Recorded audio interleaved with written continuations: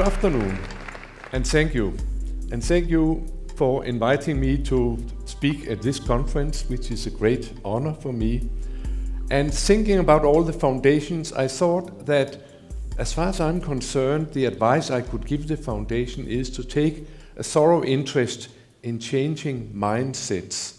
I think that when we talk about this film about we did Times Square, no, we didn't, but we changed the mindsets in New York, so they did the Times Square. So I do think that the cheapest and best way for foundations is to go after the changing the mindsets and then let people do a better world themselves. I will come with a few slides to that. This morning in the television, the Copenhagen city architect Tina Soby said something which I was very proud about. She said that what you have done in the School of Architecture in Copenhagen towards Copenhagen is that you have changed inside all of our minds the way we think of cities. There's nothing to be seen about what we have accomplished in our studies in School of Architecture, but she said that in all the minds, from the Lord Mayor to the youngest students, the mind has been changed, and of which I'm very proud, and I think that's a very good idea. I shall go very rushed through a few history of city planning very quickly. I'll start with a number of major changes in city planning. Around 1960, really this started to explode. We had a change of paradigm. The modernists started to be all dominating in city planning. We started to compose the cities from aeroplanes, from a high distance. And then the cities suddenly looked like this based on modernistic ideology. I'll not go into details about modernistic ideology, but what happened also was that the human scale, which has dominated the cities throughout the history of mankind, suddenly that scale was shattered, and we could not feel at home in these new places where everything was too big.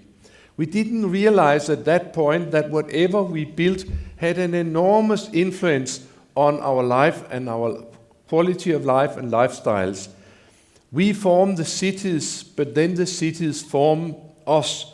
We didn't know that in 1960. We just thought that life will go on and people will be happier the more grass they got. Another big change of paradigm which happened about that time was the invasion of the motor car, that is in Europe especially, and the motor car came streaming in, and in no time to speak of, they filled every space in the existing cities. And also they brought with them a completely new architecture and new planning, so suddenly everything was based on cheap gasoline, the infrastructure and the way we lived.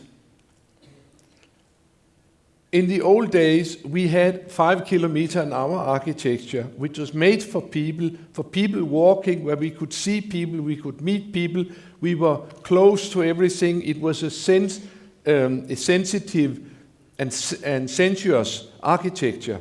Now suddenly everything was done in 60 km/h. Every space was large, huge signal, no details and no people. They also developed further into 120 km/h architecture, but people were never very happy about this. Also around 1960, we had a great voice from Manhattan, Jane Jacobs, who said in her famous book, if the modernists are going to plan our cities together with the motorists, it will be dead cities and not the great lively cities we have had of the past. Also at that time, we started to see around the world the first sort of counteractions, like in Copenhagen. They started actually 50 years ago to push slowly the cars back from the most important places. That was very brave. That was a pioneer effort. Also, 50 years ago, I graduated as an architect. And that was a coincidence. But I realized that I was trained with the modernists, and that was the worst time of city planning ever. And that was when we started to train the architects to fly around as bird-sheet architects and drop their individual buildings all over the place without looking at the context. That was my training. I was rushing out to do all this. Then I married a psychologist. And I had to go back to university and study more. Took me 40 years to get rid of my education. Did a lot of books, and then to my great surprise, all the books were about life and people and about good habitat for Homo sapiens living in urban surroundings. And I realized that we knew very little about that subject. We knew much more about mountain gorillas and Siberian tigers than we knew about Homo sapiens in urban environments. We made some books, and it's a great pleasure for me to see that they are now all over the world. And even in China, they have published all my books in Chinese. And I know for sure they have them, because I've signed all of them. But they never had time to read them over there. But maybe as time goes by, they will. Now, we made a new book, and again, Realdania, or the ME Foundations, and this whole idea of changing mindset.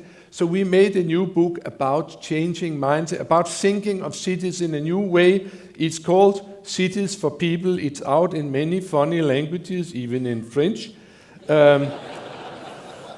And what it sums up is what we know today, that after all these big paradigms which have lasted for 50 years, we now definitely have a change of paradigm. What is wanted now is a lively, livable city, a safe city, a sustainable city, and a healthy city. And my point in my work is that if we take a closer respect and a closer look at the people side of the coin and make good cities be friendly to people, walking, people bicycling, we actually address all these issues. We need a lively, livable city because we are living more and more spread out, and we need to meet each other. We cannot live out of cyberspace. We need public space, and we can see whenever we make good public space, people benefit enormously. If you go out and see distortion today, you can see how people meet and meet and meet. We need that. We need that more and more. If we have people-oriented city planning, the cities are more safe. And we have to address the sustainability issue. The more people walk, the more people bicycle, that's fine. But also, good public realm is a necessary precondition for good public transportation, which will in the future play a much larger role. So you have to get to this tram and from the tram in style at all time of the day. That is also very good for sustainability. And then we have new problems coming up. They are very different from Dhaka and to America. And actually, the worst places are, I think it was Saudi Arabia where this problem was most evident. But we need to make city planning so that people naturally move, because we realize we can't expect them to take the escalator to the fitness center, all of them, throughout their life. And we realize that we made worlds which made a lot of people, they don't have to move at all. And moving for 1 hour a day is really crucial for living a good life. So now that has been a very important issue in city planning. So a suggestion for a very simple city improvement policy. In this city, everything will be done to invite people to walk and bicycle as much as possible in the course of their daily doings.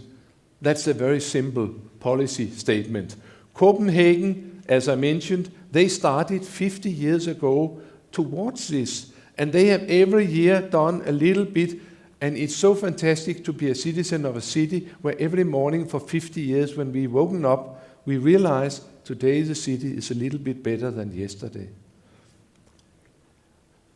Over the years, and ever since 62, they have improved the places, they've taken the parking out, they made parking spaces into people spaces, they have created a lot of nice spaces in the old city, and the first city in the world where life in the city was surveyed and documented was Copenhagen, and we found that is a very, very strong medicine for improving the city, because then the politicians can see what they are doing and that it works and that it creates a more popular and a better city and better economy. So all this, not only counting the cars, but also taking an interest in the life and the people, all this actually was pioneered here in Copenhagen and had a very great influence on the city policy.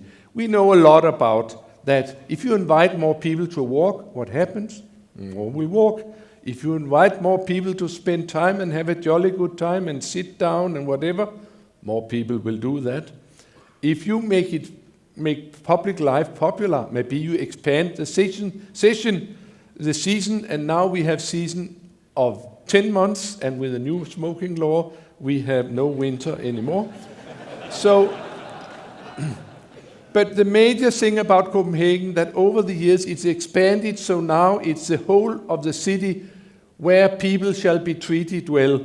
So all the streets which look like 4 or 5 lane streets are now, all of them, transferred into 2-lane streets, 2-way traffic, street trees, bicycle lanes, median, so that people who anyway walk across when they need to walk across can do it in safety. It's much more safe, it's much more beautiful, it's much more civilized.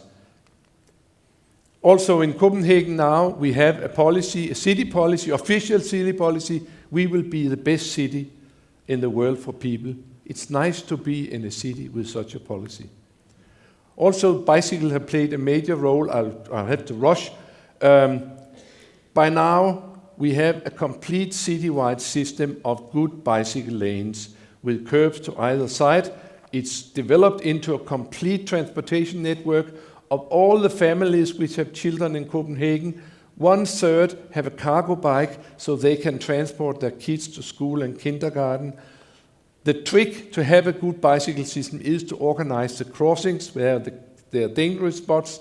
Copenhagen has done a lot towards this, and there's a number of things which are marvelous about the Copenhagen bicycle system.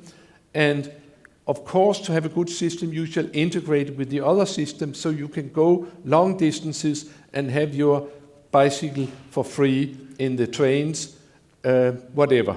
Over the years, it's developed into really a city culture. This is the way we do things in Denmark, being businessmen, pregnant women, or children, whatever. And what we found is that the more we've done to invite bicycles, the more people bicycle. 37% of everybody going to work in Copenhagen are now taking the bicycle, and we have some of the lowest rates of commuting in cars in any 1.5 million city in the Western world. Also in Copenhagen, they have now this policy: we are not only going to do good, we are going to be the best for bicycling in the world. That's another reason for having a Danish passport. Last year, a little more than a year ago, we had a new government, and they were sort of green, and they thought maybe we go up to the Queen. So they arrived to the Queen on bicycles and parked their bicycle next to the guard and say, "Will you watch my bicycle? I will go and have my commission with the Queen." No more limousines. They found limousines later on, but this was indeed something which made us all proud. So, are there other cities in the world with this kind of policy now, which is so simple and so cheap? Yes, they are coming along. I could tell you about Melbourne. I could tell you about Sydney. I could even tell you about that Moscow is considering something along these lines. I'll tell you finally a little bit about New York. In New York, the mayor in 2007, he got the chairmanship of the C40, the mayor's organization, and he stepped up there and told all these mayors, "I will make my New York the most sustainable metropole in the world in no time to speak of." and then he had to deliver, and he's made this fantastic plan, New York, in the plan New York, and now they should not commute with cars, they should use metro and bicycle, and they should walk much more, walk this way. The commissioners for transport and planning, they came rushing over to Copenhagen. They were here for 48 hours, and they were on bicycle all the time, and at the end, in the airport, we got the bicycles away from them, and they said, "We want a city like this one. When can we start?" And being New Yorkers, they started right away. Just the year after, they started to roll out a fantastic scheme of bicycle lanes here on the 9th Avenue in the morning and in the midday, spring and summer. And they are rolling this out in all the boroughs of New York in a fantastic speed. In 3 years, they made more bicycle lanes than we have in Copenhagen. And then came this whole discussion, do we have enough space for people? They are in the process of widening the sidewalks, and then they realized they needed some very good places where people could enjoy New York. They found that all the places which was really where people were was not enjoyable. So they decided to close Broadway. And here they are closing in front of Maze, here they are closing Times Square. It was done in 2009, it was done as an experiment, and 6 months later, the mayor came out and said it's an experiment no more. It's one of the biggest successes we've had in city planning in New York in the last 100 years. So it's there to be there. And instead of having I love New York, now I sat in a deck chair in Times Square, that's what they do.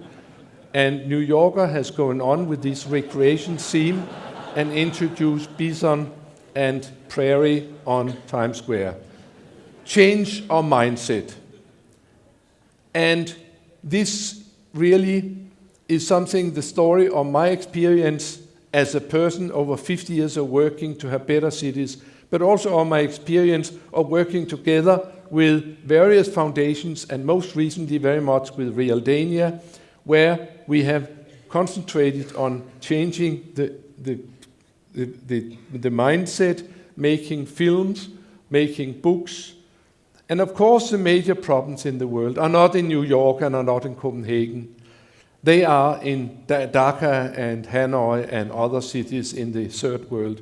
But it is my hope that it will be successful in investing in changing mindsets so that these people will not have projects, but have other ways of realizing what are qualities of a city. Welcome to the 21st century. Thank you.